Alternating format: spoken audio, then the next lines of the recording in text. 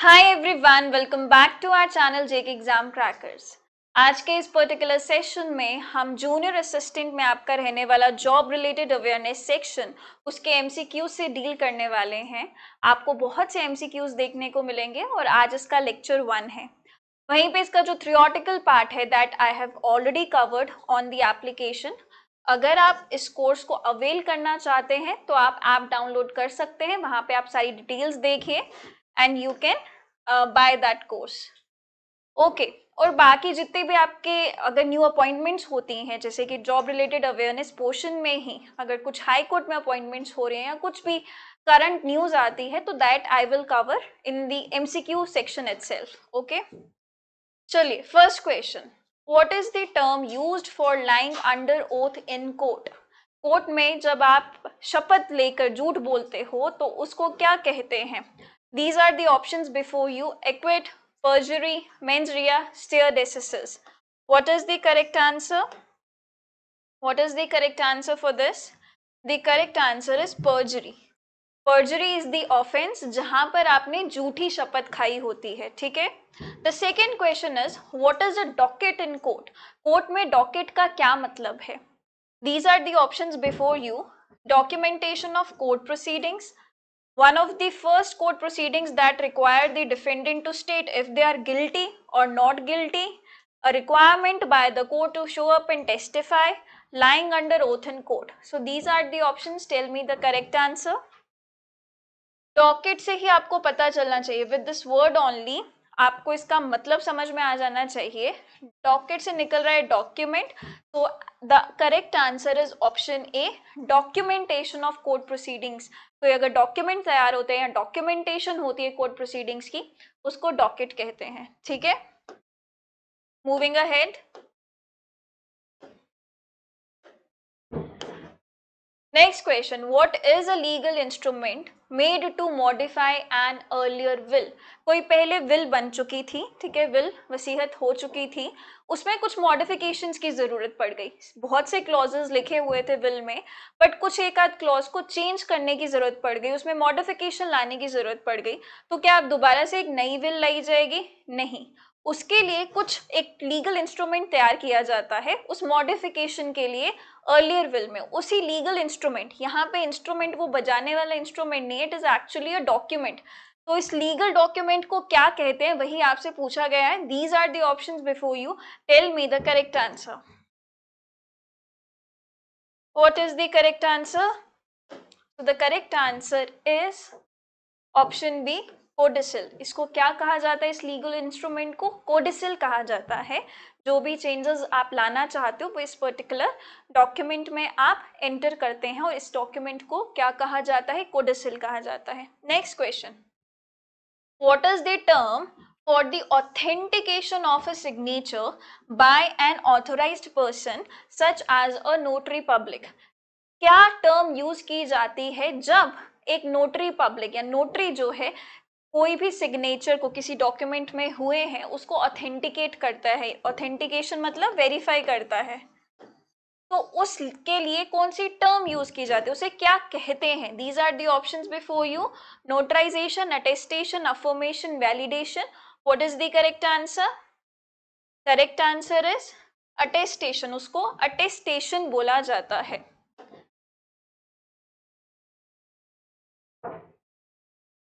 Moving ahead, what is a civil action brought by a party against another in a court of law called? ये आपको question में ध्यान देने वाली चीज ये है, पूछा क्या जा रहा है कि civil action, not the criminal one, but a civil action which is brought by a party against the another in a court of law, उसको क्या कहते हैं? उस जो सिविल एक्शन लिया जा रहा है, it means that it is a civil dispute. कोई क्रिमिनल प्रोसीडिंग नहीं है, एक सिविल डिस्प्यूट है। उसमें अगर एक पार्टी दूसरे के खिलाफ एक्शन लेती है तो उसको क्या कहते हैं? These are the options before you: litigation, complaint, suit or brief. Correct answer is option C, suit। उसको सिविल सूट कहा जाता है, ठीक है। सूट में कौन कौन होते हैं? दो पार्टीज आपको बताई थी मैंने, प्लेंटिफ, वेट, प्लेंटिफ और defendant. Plaintiff is the person जो कि सूट फाइल कर रहा है, ठीक है, plaintiff is the person who is filing the suit, and defendant is the person against whom that suit is filed, against whom the suit is filed. Okay,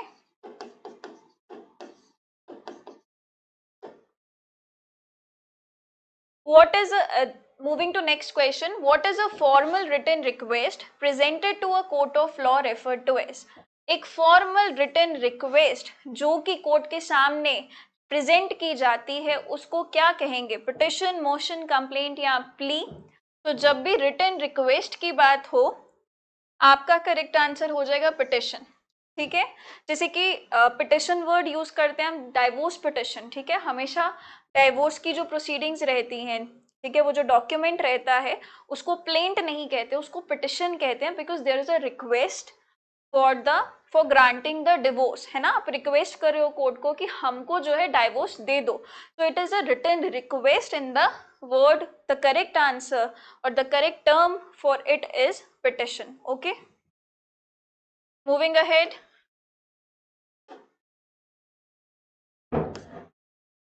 Who is the person who is responsible for dealing with the wishes expressed in a will?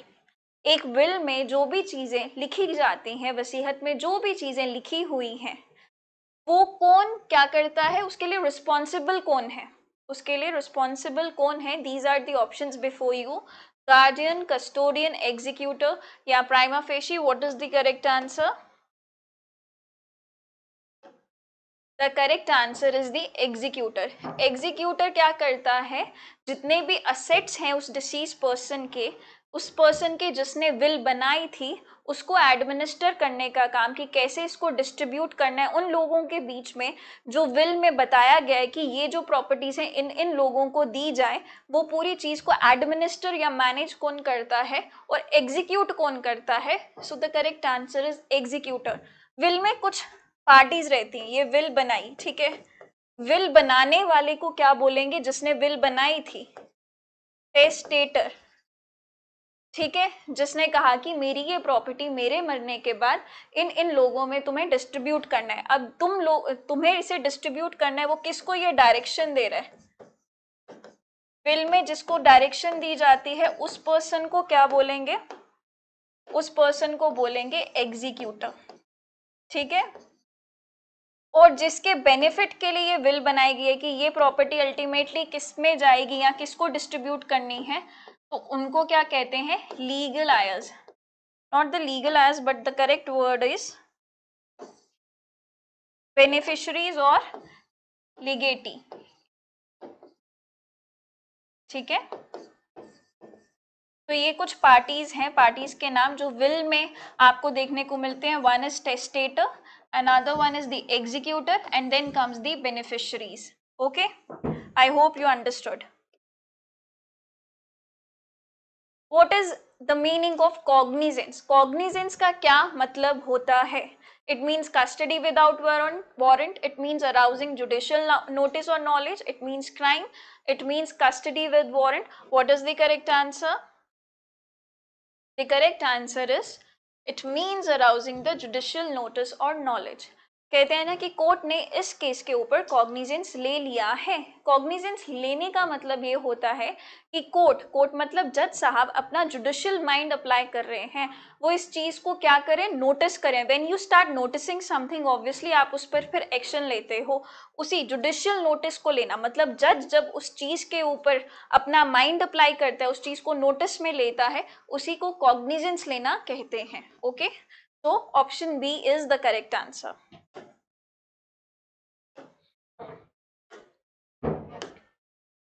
When a witness repeats another person's statement, the evidence is called.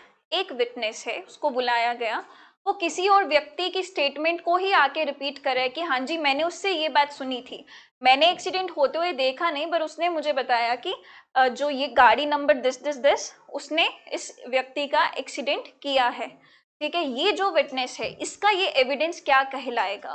Whether it is a circumstantial evidence, direct evidence, secondary evidence और hearsay evidence. Correct answer होगा आपका option D, hair से evidence बोला जाएगा इसको। Circumstantial evidences तो हो गए जो कि बेस्ड हैं सर्कमस्टांसेस के ऊपर, बट यहाँ पे तो विटनेस से ही पूछा जा रहा है, ठीक है। डायरेक्ट एविडेंसेस वो एविडेंसेस होते हैं जो डायरेक्टली आप आंखों से देख रहे हो, कानों से सुन रहे हो। जैसे मैंने आपको एग्जाम्पल दी, यहाँ पे उसने डायरेक्टली अपनी आंखों से तो एक्सीडेंट होते हुए देखा नहीं कि किस गाड़ी ने हिट किया था, किसी और व्यक्ति ने उसको ये चीज बताई और वही चीज वो कोर्ट को बता रहा है। तो ये क्या है, सुनी सुनाई बात है। तो सुनी सुनाई बात जो होती है उसको क्या कहते हैं, उसको हेयर से कहते हैं, और इस एविडेंस का नाम होता है हेयर से evidence. Okay, next question is the term waqf under Waqf Act 1995 means. वक्फ का क्या मतलब है according to the Waqf Act 1995? These are the options before you read it. ये आपके सामने ऑप्शन है, बताइए करेक्ट आंसर क्या है।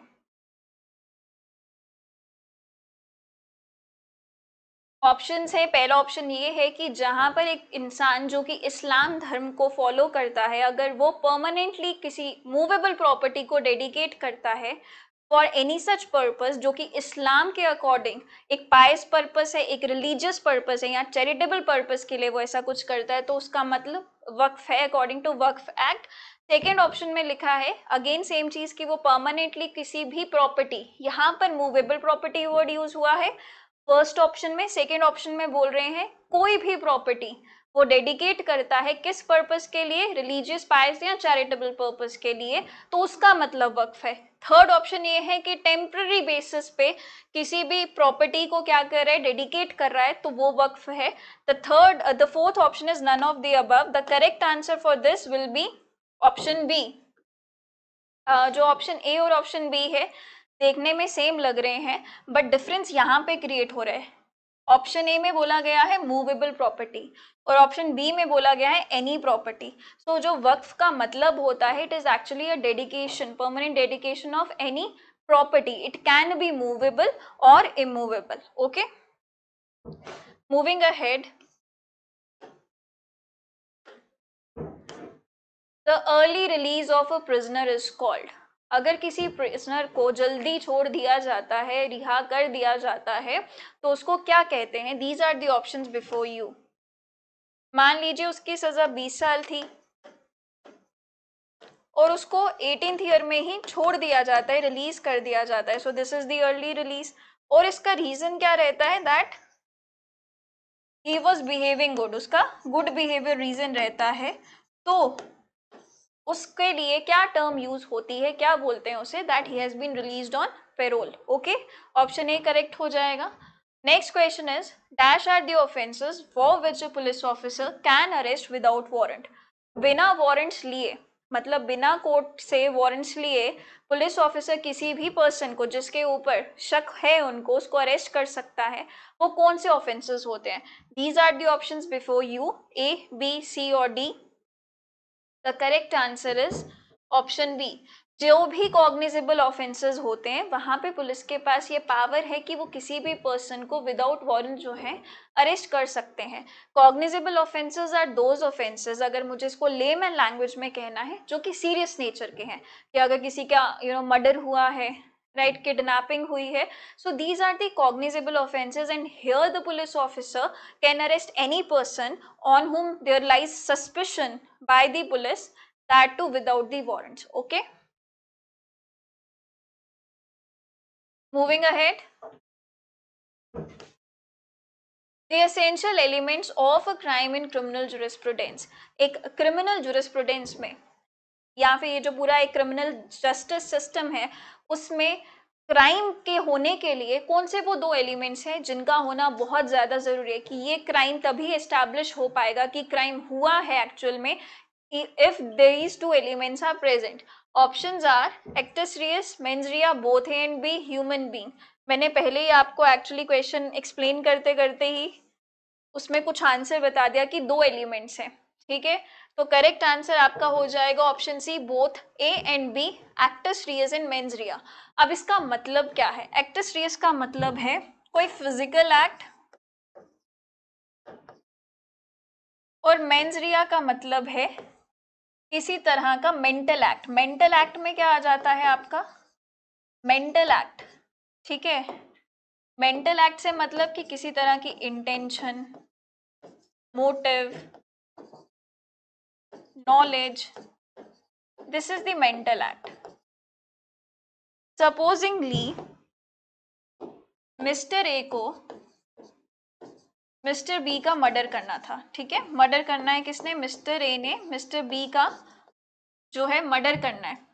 तो अब ऐसे में मिस्टर ए की इंटेंशन होनी चाहिए, मतलब मेंटल एलिमेंट सोचा तो होना चाहिए कि मुझे मारना है. अगर सोचा ही नहीं होगा तो कैसे वो फिजिकल एक्ट में कन्वर्ट हो पाएगा. तो पहले क्या जनरेट होगी, दिस मेंटल एक्ट कि उन्होंने एक इंटेंशन जनरेट की कि मुझे मिस्टर बी को मारना है, तो वो हो गया मेंस रिया. अच्छा, मारना है, सिर्फ सोचा कि मारना है, ठीक है, मेंटल लेवल पे सोचा, बट उसके लिए कोई एक्शन नहीं लिया, तो क्या वो क्राइम कंप्लीट हुआ, मर्डर हुआ, नहीं हुआ. सिर्फ इंटेंशन ही काफी नहीं है, तो उसके लिए कुछ फिजिकल एक्ट भी करना पड़ेगा, उसके घर जाना पड़ेगा चाकू लेके और उसको मारना पड़ेगा. तो that is a physical act. Physical act को एक्टस रियस कहते हैं, मतलब there has to be certain act, and mens rea मतलब mens mental element should be there. Okay, so these two elements are very important to constitute a crime. Moving ahead, a legal document that contains details of the crime and is filed by the police with the court after investigation is completed is called. एक FIR हुई, FIR होने के बाद police का क्या काम है, investigation करना. अब जब इन्वेस्टिगेशन कर दी तो एक डॉक्यूमेंट जो है वो पुलिस पेश करती है जिसमें कि सारी डिटेल्स होती हैं क्राइम की, कि ये क्राइम हुआ है और इस व्यक्ति के ऊपर हमें शक है, ये एक्यूज्ड है, इसके ऊपर ये चार्जेस लगे हैं. उस डॉक्यूमेंट को क्या कहा जाता है जो आफ्टर इन्वेस्टिगेशन पुलिस कोर्ट में पेश करती है, occurrence report, closure report, chargesheet और FIR. What is the correct answer, so the correct answer is option C, उसको चार्ज शीट बोला जाता है. क्योंकि इसीलिए भी आप समझ सकते हो क्योंकि उसमें सारे चार्जेस जो उस व्यक्ति के खिलाफ लगे हैं, चार्जेस मतलब इल्जाम, किसने ये किया है, किडनैपिंग की, फिर उसके बाद उसका मर्डर किया, ये सब चार्जेस लगे हैं, धाराएं लगती हैं, वो सारा चार्ज शीट में मेंशन्ड होता है. Moving ahead, a record of all the important events that take place in a police station on daily basis is kept in. ऐसी कौन सी डायरी है जहाँ पे कि क्या रखा जाता है, रिकॉर्ड रखा जाता है किस चीज का, जितने भी इवेंट्स हुए हैं एक पर्टिकुलर डे में पुलिस स्टेशन में. मतलब एक पुलिस स्टेशन की एक डायरी होती है जो उनको हर दिन मेंटेन करनी होती है कि सुबह इतने बजे हम आए हैं या फिर कौन आया, उसने क्या कहा, each and everything has to be there on that diary. उसको क्या कहा जाता है, रोजनामचा, केस डायरी, डीड और डॉकेट. करेक्ट आंसर आ जाएगा आपका रोजनामचा. ठीक है, हमारे जेएनके में जो वर्ड यूज किया जाता है उस डायरी का, दैट इज द रोजनामचा, और इंग्लिश में इसको डेली डायरी बोलते हैं, daily diary. Okay, next question is the question of fact और law that is in dispute. ऐसा कोई क्वेश्चन फैक्ट का या लॉ का जिसके लिए डिस्प्यूट है, ठीक है, जिसके लिए दो पार्टीज में आपस में झगड़ा है, उसको क्या कहेंगे, fact in issue, issue, relevant issue और none of the above. The correct answer is उसको फैक्ट इन इशू कहेंगे, कि ऐसा कोई तथ्य जो कि इशू में है.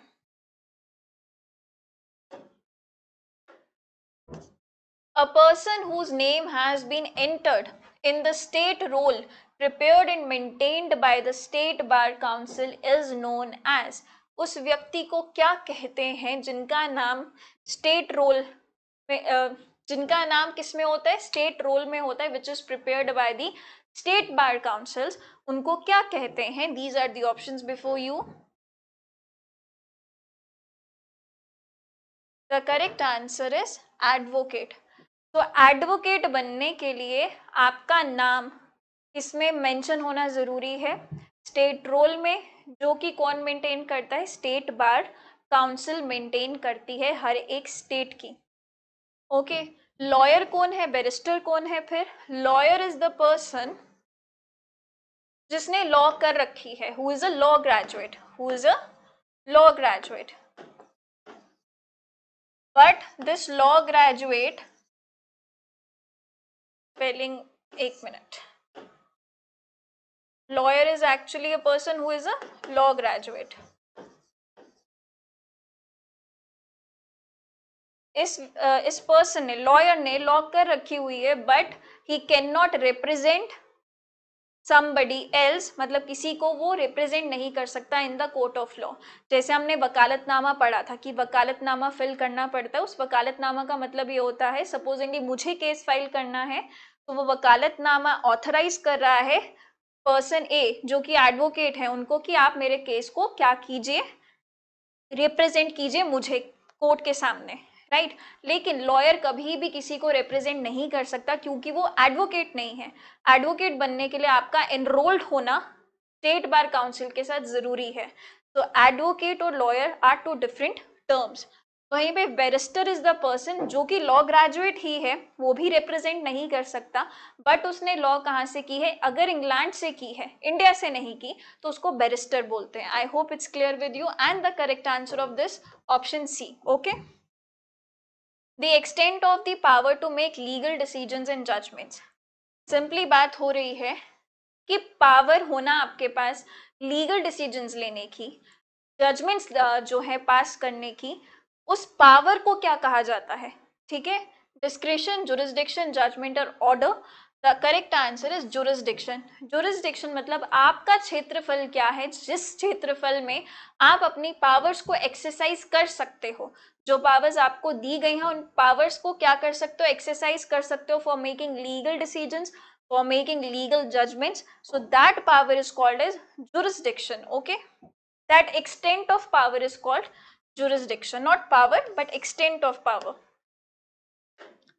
Moving ahead, to make someone return for trial to another country or state where they have been accused of doing something illegal. अगर आपने इंडिया में कोई काम किया विच इज इलीगल, कोई ऑफेंस किया और वो आप करके भाग गए, जैसे कि विजय माल्या की एग्जांपल है हमारे पास, ही इज अ फ्यूजिटिव, ठीक है, वो भाग चुके हैं, उन्होंने क्राइम इंडिया में किया, नाउ ही हैज एब्सकॉन्डेड, भाग गए। तो ऐसे में उस व्यक्ति को वापस इंडिया लाना सो दैट की ट्रायल चल सके, प्रॉपर प्रोसीडिंग्स हो सके, उस चीज को क्या कहा जाएगा कि उस व्यक्ति को हमें इंडिया वापस लाना है सो दैट उसका ट्रायल हो सके, कोर्ट प्रोसीडिंग्स जो है इनिशिएट हो सके। So what that thing is called, that thing is called as कि उस व्यक्ति को एक्स्ट्राडाइट करना है। सो ऑप्शन सी जो है आपका करेक्ट हो जाएगा। This is called as extradite. Extradite करना है from that place to this place where the offence has been committed. ये आपका एक्स्ट्राडाइट जो किया जाता है किस तरह से करना है, वो सारी चीजें एक्स्ट्राडिशन लॉज होते हैं उसमें लिखी हुई होती हैं, ठीक है। Next question is Dash is the highest law officer in India and the primary legal advisor to union government. Highest law officer in India and the legal advisor to the union government. उसे क्या कहते हैं? Options are Solicitor General, Attorney General, Advocate General और Barrister. The correct answer for this is attorney general. Attorney general को जो assist करता है, help करता है, वो है सॉलिसिटर जनरल, और जो सलाहकार है यूनियन गवर्नमेंट का हमारी, वो कौन रहता है? अटॉर्नी जनरल ही रहता है। एडवोकेट जनरल स्टेट लेवल पे होते हैं, ठीक है, not at the union level.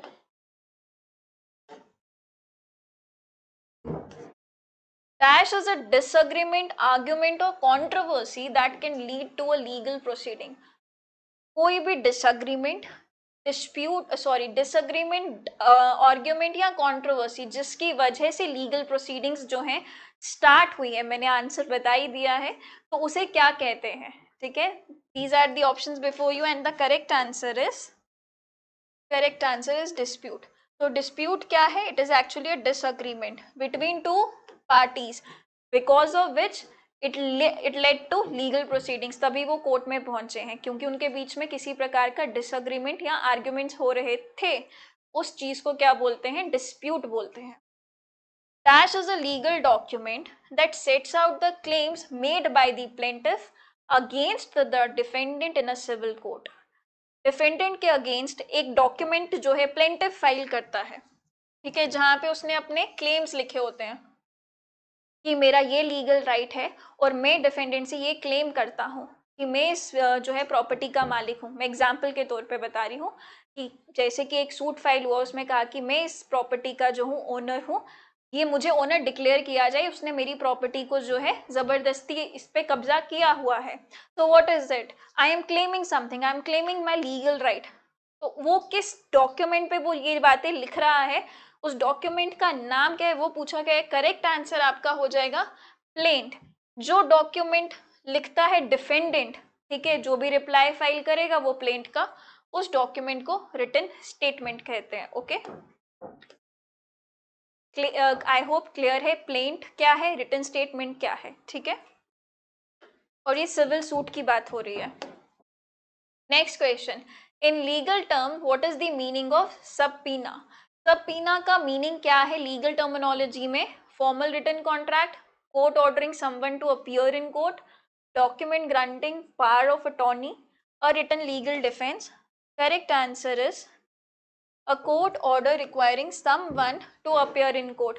Usually ये जो ऑर्डर है कोर्ट का, ये किसको दिया जाता है? विटनेसेस के लिए होता है कि आप कोर्ट में आए और क्या दें? एविडेंस दिए, एविडेंस दें, अपने बयान दें। उस ऑर्डर को जो कोर्ट देती है उसको सबपीना कहा जाता है। What does the term cross examination refer to in legal proceedings? Legal proceedings में क्रॉस एग्जामिनेशन का क्या मतलब होता है? These are the options before you. What is the correct answer? The correct answer is it is the questioning of a witness by the opposing lawyer. जब opposite side का lawyer आपके witness से, आपने जो विटनेस बुलाया था उससे questioning करे, उसको क्रॉस एग्जामिनेशन कहते हैं। What is the official court document issued to give authority to a person to administer the estate of a deceased person who died intestate? कोई व्यक्ति अगर बिना विल बनाए मर गया है, इंटेस्टेट होता है, died without making a will, without making a will.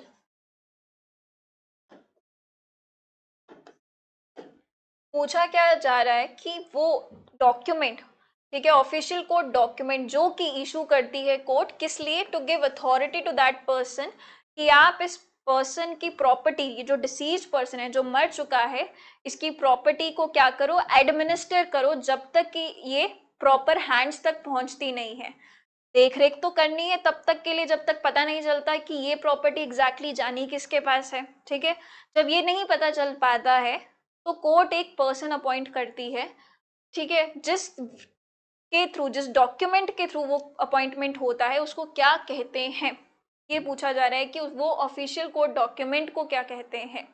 These are the options before you and the correct answer is letter of administration. तो आप यहाँ से इसको इस तरीके से याद रख सकते हैं, because that person is going to administer the estate, estate मतलब property of that deceased person who died without making a will,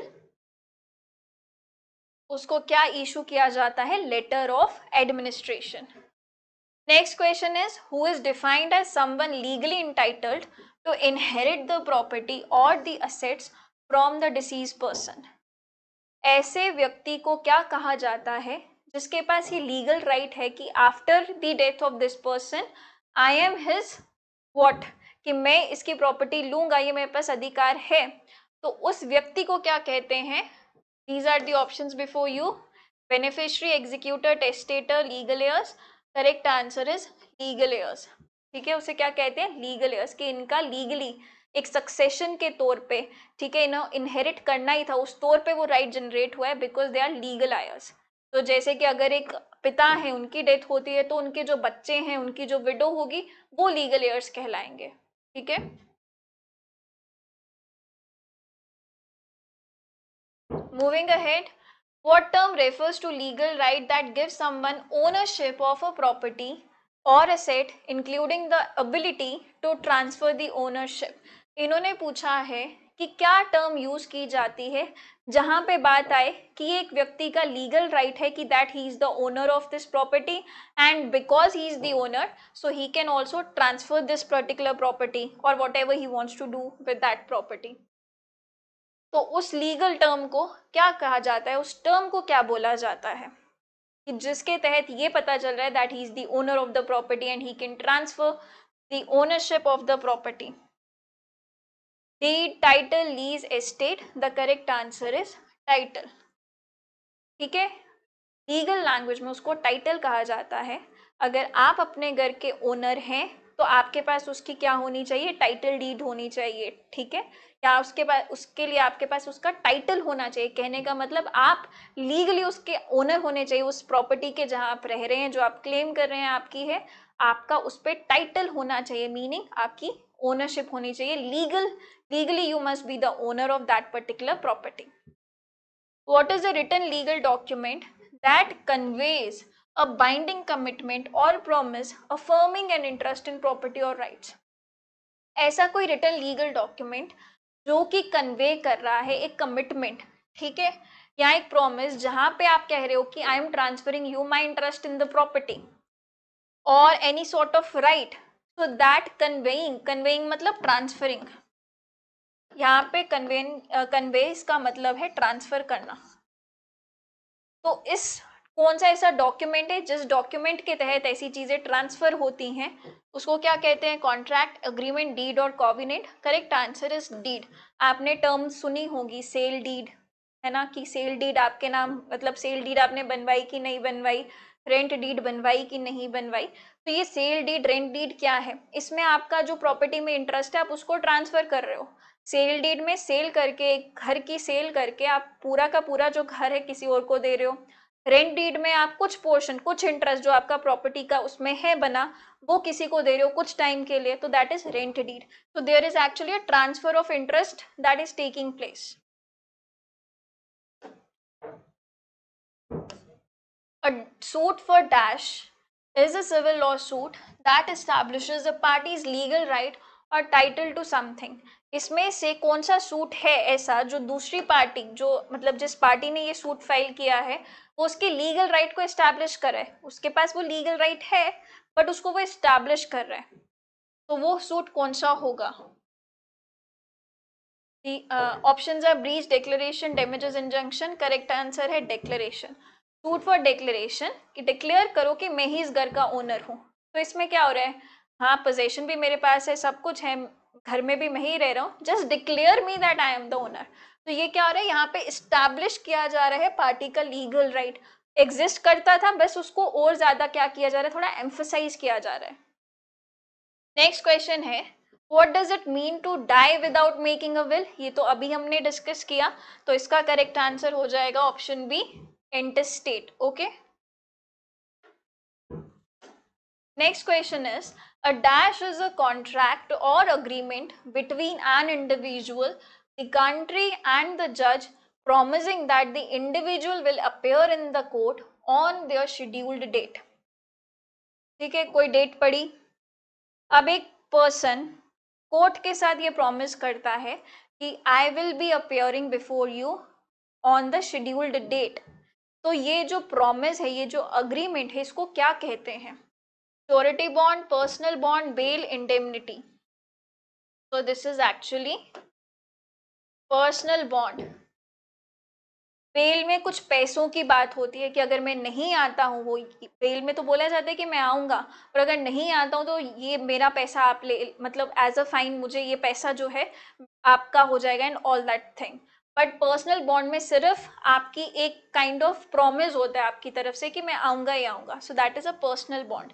NDPS stands for, इसकी फुल फॉर्म पूछ रहे हैं, so these are the options before you.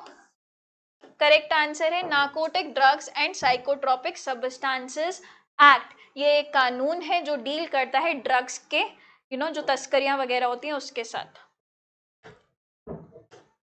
What is an accomplice, accomplice किसे बोला जाता है, बताइए correct answer. The correct answer is accomplice एक वो पर्सन है जो कि हेल्प करता है in the commission of a crime, या किसी भी तरीके से कमीशन ऑफ क्राइम में पार्टिसिपेट कर रहा है, उसे अकम्प्लिस कहा जाएगा। Next question is, what does acknowledgement refer to in legal terms. Acknowledgement का क्या मतलब है, the act of denying a document, a method to certify the knowledge of a document, a type of legal agreement, a process of arbitration. Correct answer is option B. It is a method to certify knowledge of a document.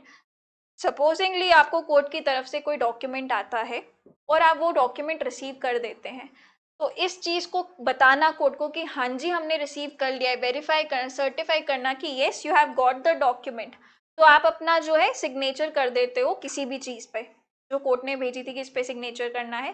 तो this is your acknowledgement. What you are acknowledging कि हाँ जी मुझे document receive हो गया है. So it's a method to certify the knowledge of a document. Knowledge of a document कि हाँ आपने जो डॉक्यूमेंट मुझे भेजा था I have got it. Next question.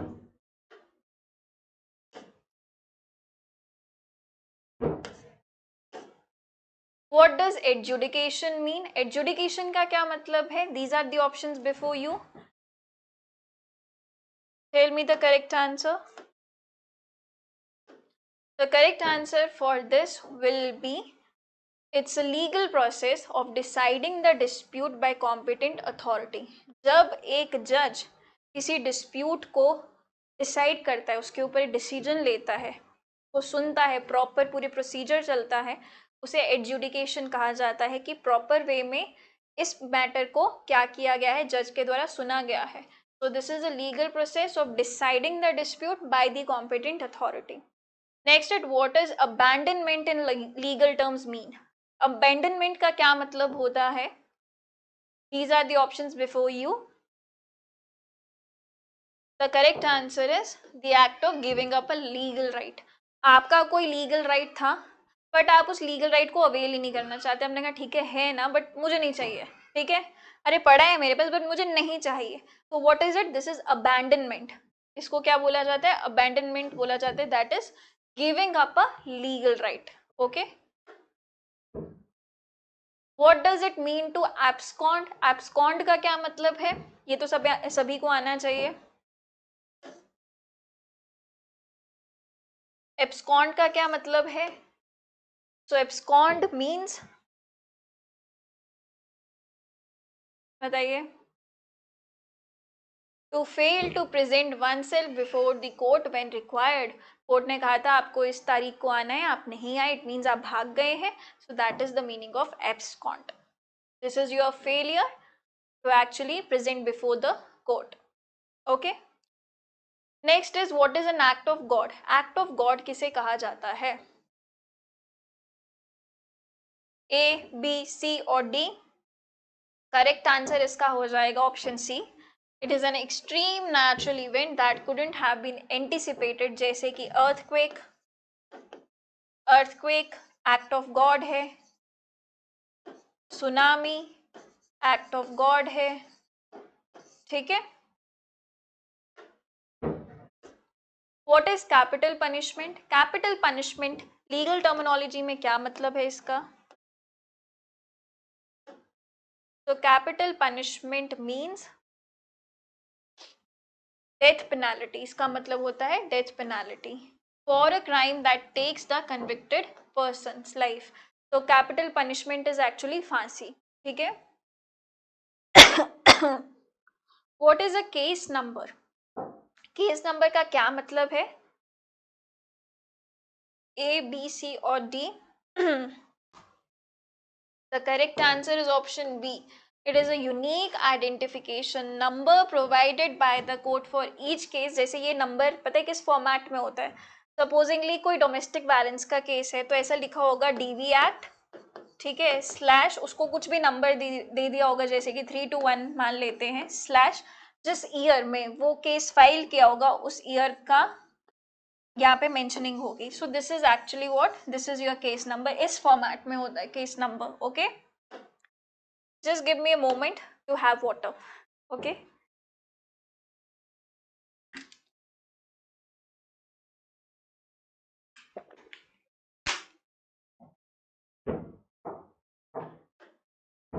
Next, what does case status refers to? Case status का क्या मतलब है?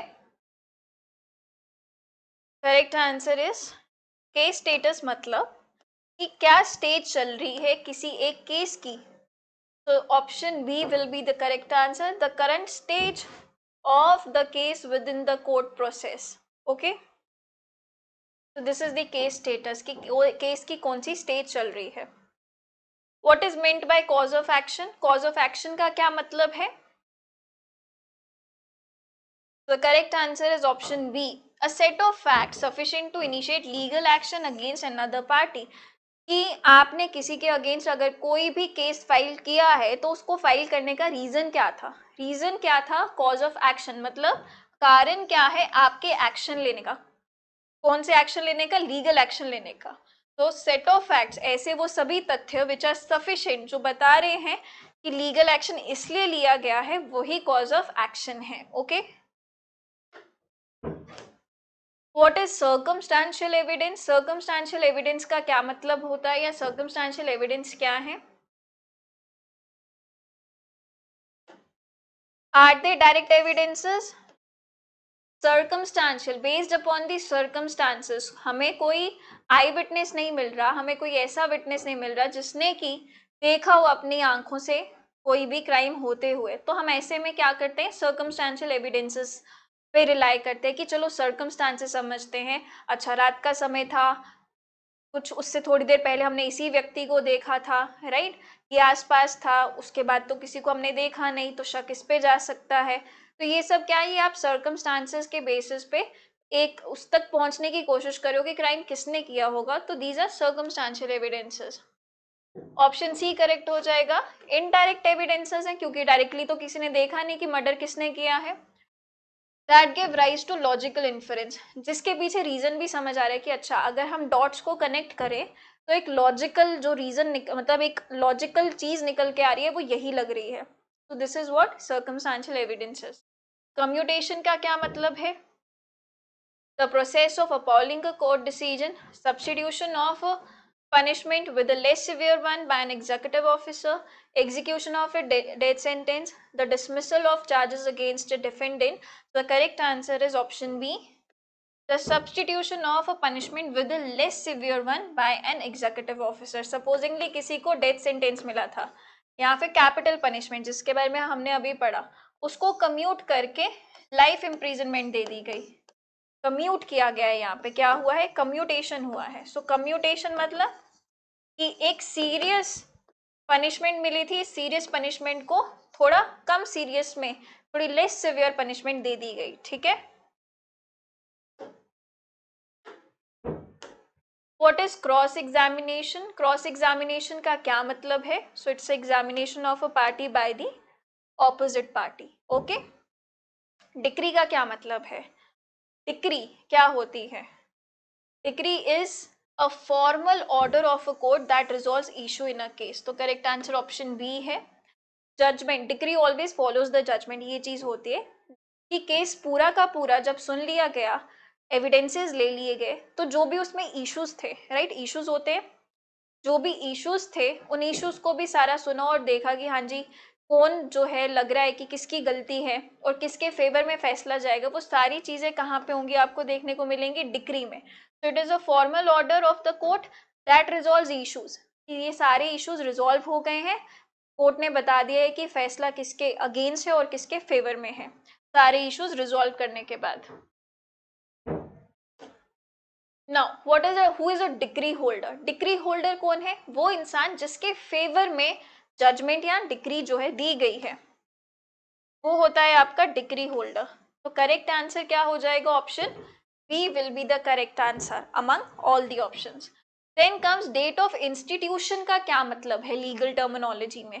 The date when a judgment is delivered, the date when evidence is presented in court, the date when the case is filed and registered in the court, the date when the hearing is scheduled. Correct answer है option C.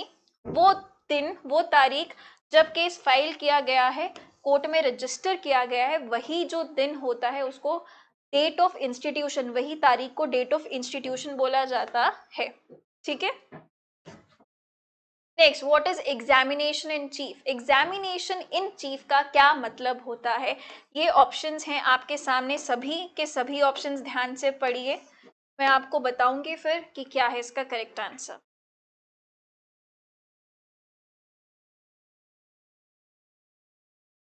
Correct answer option B है, the examination of the witness by the lawyer who call that witness. Supposingly मैं ही वकील हूँ, मैंने ही जो है witness अपनी पार्टी को फेवर करने के लिए बुलाया है कोई विटनेस, और उसको मैं एग्जामिन करूं, उस पूरे प्रोसेस को एग्जामिनेशन इन चीफ कहा जाएगा। ठीक है, जहां पर कि एग्जामिनेशन लॉयर किसकी कर रहा है, जिसने विटनेस बुलाया है, जिसका वो विटनेस है उसी की एग्जामिनेशन अगर वो वकील कर रहा है, that is called examination in chief.